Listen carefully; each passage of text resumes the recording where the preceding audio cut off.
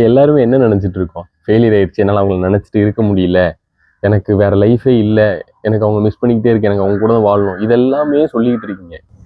Friends, first ஒன்று புரிஞ்சுக்கோங்க.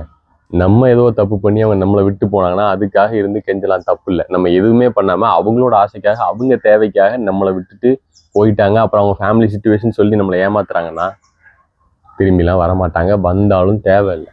நான்லாம் ஏன் இந்த பேஜ் ஆரம்பித்தேன்னு நினைக்கிறேன்? அதே காரணத்துக்காக தான்.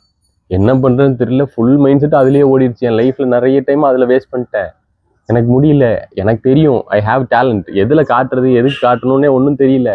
வாழ்கிறதுக்கே தேவையில்லைங்கிற சுச்சுவேஷனில் தான் இருந்தேன். அப்புறம் தான் இதை ஆரம்பித்தேன். நான் நினச்ச மாதிரி போகல. ஆனால் என் டைமை வேறு எங்கேயுமே கொடுக்க முடியாத அளவுக்கு இப்போ நான் பிஸி ஆகிட்டேன்.